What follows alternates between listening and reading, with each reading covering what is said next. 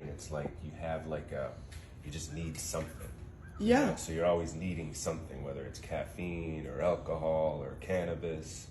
And a lot of it has to do with GABA depletion in the brain.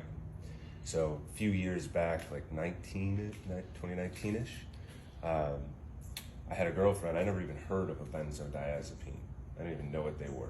And she ended up turning to drugs and got hooked on benzo. So I figured out how to, what it did in the brain, why it made people crazy. And then I had a lot of knowledge on supplements for like 20 years. So I just did some reading and I figured out what had influenced the GABA system. I was like, well, you can take GABA, why doesn't that work? Well, GABA takes a long time to get to the brain. So then I just figured out a way to make it not take a long time to get to the brain. So you could take a little bit of GABA and actually get it to the brain, not just pass through you. And then, so it immediately, like if you have a hangover, it just knocks out the hangover because the anxious part of your hangover comes from having no GABA. Did you know that I was hungover right now? Are you hungover? I didn't know that you were. some. But so you know when you're hungover, sometimes you just feel badly. Yeah. Sometimes you have a hangover where you have anxiety on top of feeling badly, and that's the worst type of hangover. I remember people would tell me about that when I used to drink, and I'd be like, what are you talking about? Anxiety? I don't have the anxiety, but I definitely have that I don't feel great thing this morning. And then when I was like 32, There's then I your got man. my first anxiety hangover, and I was like, oh, this is what people are talking about. And I was like, I do not like this. So then I stopped drinking because I didn't want to deal with that. Didn't want to deal with 2-3 days of not feeling at the top of my game.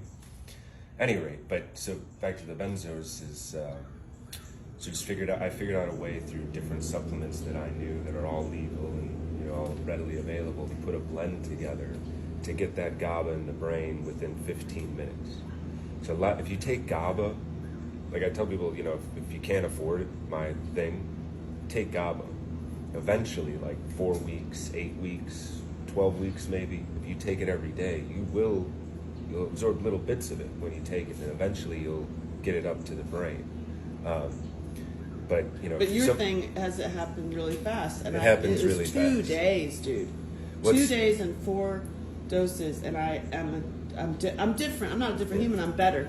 My brain is better. I feel like I just want to hug you, and I'm going to use all my energy to help you. Thank you. Thank you.